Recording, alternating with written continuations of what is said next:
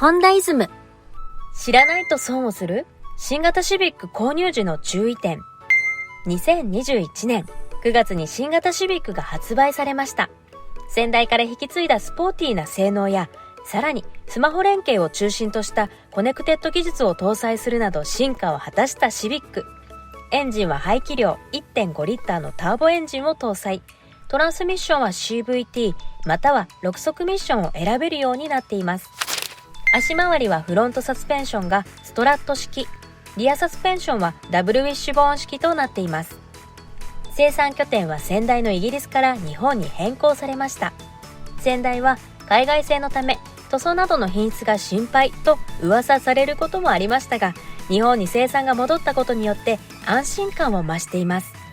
卓越した性能やスポーティーな外観も相まって購入を検討されている方も多いのではないでしょうか。しかしその一方、進化の裏で気をつけなければいけない落とし穴がいくつかあるのです。それが消えるナビ地図と柔らかテールゲートです。この2つ購入する前に知っておかないと思わぬ損をしたり、こんなはずじゃなかったのにと後悔してしまうかもしれません。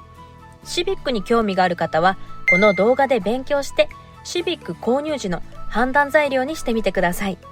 このチャンネルではホンダの車についての知っておかなきゃ損の情報を発信していきます。内容が面白いと思った方はぜひチャンネル登録してくださいね。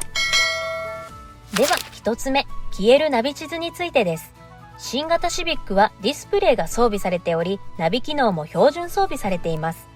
従来のナビは外部通信できず、音楽を聴くことや GPS で自分の位置を知ることなど機能が限られていました。しかし、シビックのナビには Android をベースにした OS を搭載することで、スマホのように外部通信できるようになりました。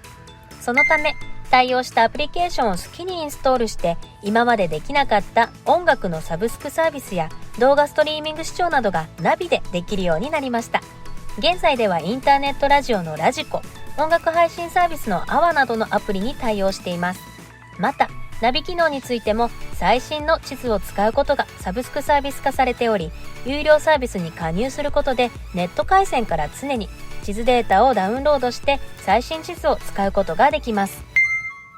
これまでは年に1回、ホンダのお店に行って更新しなければ最新地図を使うことはできませんでした。シビックではオンラインから常に最新の地図データをダウンロードしているので、お店に行かなくても最新地図を使えるようになりました。例えるなら Google マップのような感じですね。とても便利になった反面、実は注意しなければいけないことがあります。実はこの地図、有料サービスを解約すると、車両を購入した時の地図データに戻ってしまうのです。これまでのシビックでは地図更新をすればその地図をずっと使うことができました。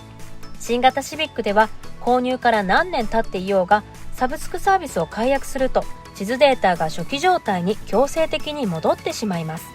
最新地図を使いたい場合は月々550円のホンダトータルケアプレミアムの基本パックを契約することですぐに使えるようになります。シビックのナビで新しい地図を使いたい場合は月額550円の固定費がかかること、解約すると地図データが消えてしまうことを覚えておきましょう。次は柔らかテールゲートです。新型シビックはテールゲートが樹脂、つまりプラスチックで作られています。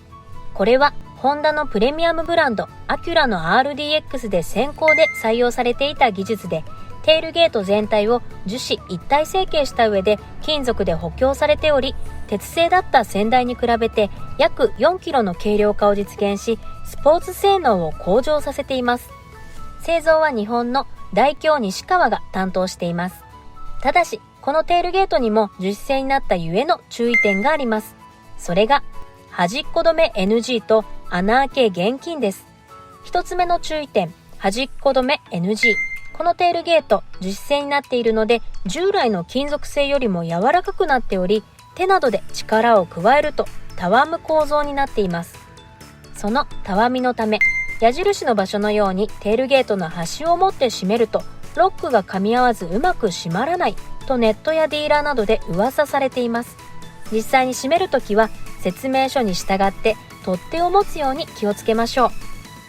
テールゲート2つ目の注意点は穴あけ NG です。